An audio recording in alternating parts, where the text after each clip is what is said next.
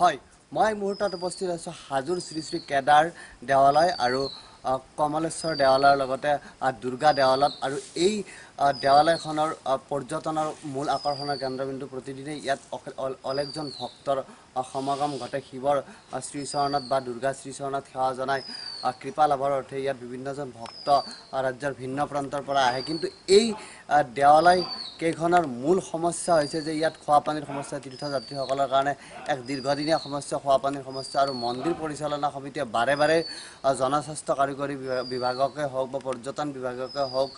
বাৰে বাৰে অনুৰোধ জনাই আচলতে কোনো সুফল পোৱা নাই তীৰ্থযাত্ৰীয়ে সেই লেতেৰা পানী খাই থাকিব লগা হৈছে বুলি তেওঁলোকে বাৰে বাৰে অভিযোগ কৰিছে আৰু এই অভিযোগত কিন্তু গুৰুত্ব নিদিয়াৰ বা এওঁলোকৰ যি দাবী খোৱাপানীৰ বিশুদ্ধ খোৱাপানী তীৰ্থযাত্ৰীৰ কাৰণে কৰিব লাগে সেই দাবী কিন্তু কোনো কালে কোনেও নুশুনাৰ অভিযোগ উত্থাপিত হৈছে আমি এই মুহূৰ্তত মন্দিৰ পৰিচালনা সমিতিৰ লগতে ইয়াৰে যিসকল পূজাৰীৰ ওচৰলৈ আমি পোনে পোনে যাব বিচাৰিম আচলতে পূজাৰীসকলে জনাব তীৰ্থযাত্ৰীসকলে ইয়ালৈ অহা প্ৰতিজন তীৰ্থযাত্ৰীয়ে কেনেধৰণৰ অসুবিধাৰ সন্মুখীন হ'ব লগা হয় কি ক'ব আচলতে মূল পূজাৰী আপুনি এই শিৱ যি দেৱালয় কেদাৰ মন্দিৰ দেৱালয়ৰ মই পুৰোহিত কৰোঁ আমাৰ ইয়াত বিশেষ ধৰণৰ কথা হৈছে হাজো পঞ্চতীৰ্থৰ ভিতৰত কেদাৰ মন্দিৰ প্ৰসিদ্ধ দেৱালয় এই দেৱালয়ত বহুত ভক্ত প্ৰাণ আহে ইয়াত আহি পানীৰ যিটো দুৰদশা অৱস্থা দেখি তেওঁলোকে অতিষ্ঠ হৈ যায় লগতে আমিও যি পানী ব্যৱহাৰ কৰি আছোঁ যি পানী খাই আছোঁ আজি পৰ্যন্ত গেলি গতিকে ভাবিব পৰা নাই গতিকে ইয়াৰ প্ৰশাসন ব্যৱস্থা কাৰ ক'ত কি আমি সেইটো নাজানো কোনেই দিব লাগে ইতিমধ্যে আমাৰ কমিটিৰ তৰফৰ পৰা বাৰে বাৰে ওপৰ মহলত জনাই আছে কোনো ধৰণৰ তেওঁলোকে কাণ্ডজ্ঞান নকৰে কেইবা বছৰীয়া সমস্যা এইটো প্ৰায় আজি ধৰক গোটেই অতি কমেও 15-10 বছৰৰ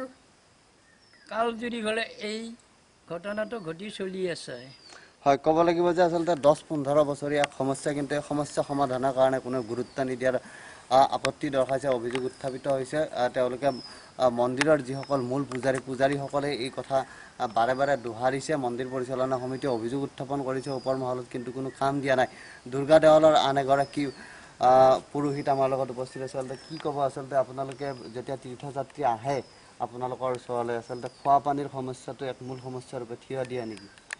হয় আমাৰ মন্দিৰৰ 100 এবুৰি সমস্যাৰ লগতে একমাত্ৰ আমাৰ সেইটো ডাঙৰ সমস্যা যে খোৱা পানীৰ সমস্যা আমি যিটো পানী একচুৱেলি আমি যাত্ৰীক আমি ভোগত যিটো পানী আমি ব্যৱহাৰ কৰিব লগা হয় বা খোৱাৰ কাৰণে যিটো পানী আমি ব্যৱহাৰ কৰিব লগা হয় আমাৰ নিজৰে বেয়া লাগে আমি নিজেও সেই পানীখিনি ব্যৱহাৰ কৰি আছোঁ আনকি আৰু যাত্ৰীও সেই পানী খোৱাৰ লগতে সকলো ভৰি হাত ধোৱাৰ পৰা আদি কৰি গোটেই আচ্ছা ইয়াতে এটা শিৱকুণ্ড আছে এই শিৱকুণ্ডটোৰো জয়ী হৈ গৈছে চাৰিওফালে কি ক'ব হয় ইয়াৰ শিৱকুণ্ডটোৰ আচলতে বহুত বছৰ আগৰে পৰাই আমি জনাত আগতে সেই পুখুৰীটোৰ পানীৰে বাবাক মানে কি স্নান কৰাইছিলে বাবাৰ ভোগ ভাত বনাইছিলে কিন্তু সেইটো সময়ত পানীখিনিৰ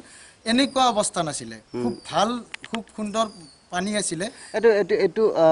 ইচ্ছা কৰা যদি ইচ্ছা কৰে তেল পৰ্যটন বিভাগে হওক বা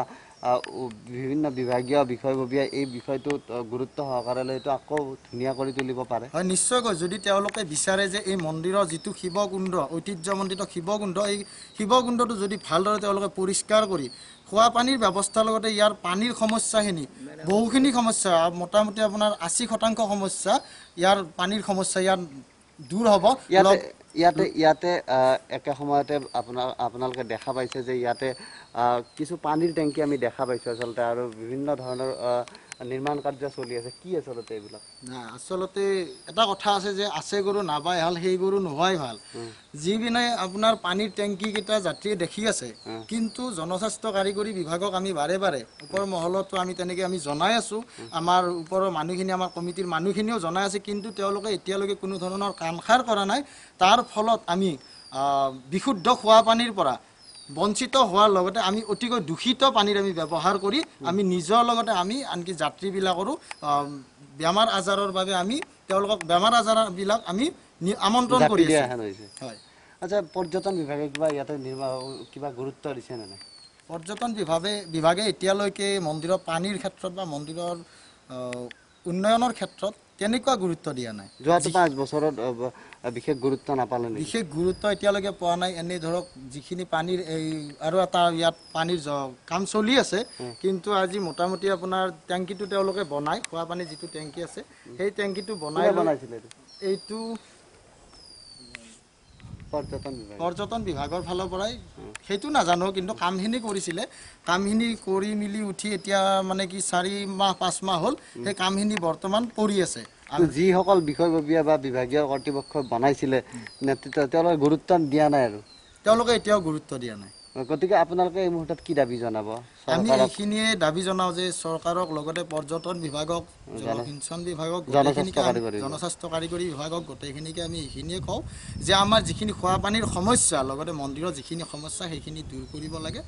যাতে বহুত যাত্ৰী, বহুত দূৰ দূৰণিৰ পৰা যাত্ৰী আহে, তেওঁলোকে যাতে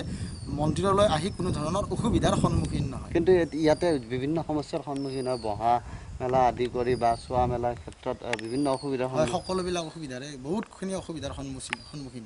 হয়। ক'ব লাগিব যে এই মুহূৰ্তত মন্দিৰৰ পূজাৰীসকলে বিভাগীয় কৰ্তৃপক্ষৰ ওচৰত বা চৰকাৰৰ ওচৰত এইটোৱে দাবী জনাইছে যে এই যিটো যি 3টা দেৱালয় একেলগে আছে, আচলতে কেদাৰ দেৱালয়, কমলেশ্বৰ দেৱালয় আৰু দুৰ্গা দেৱালয়,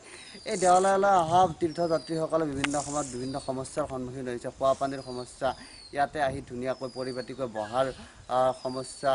বিভিন্ন সমস্যা আছে। গতিকে আৰু ইয়াৰ সমান্তৰালকৈ ইয়াত এটা যিটো শিৱকুণ্ড নামৰ কুণ্ড আছে, সেই কুণ্ডটোৰো পানী লেতেৰা হৈ গৈছে বা তাৰ মেৰামতিৰ ব্যৱস্থাৰ প্ৰয়োজন হৈছে, কিন্তু আজিলৈকে কোনো ধৰণৰ গুৰুত্ব দিয়া নাই। গতিকে তেওঁলোকে দাবী জনাইছে সোনকালে এই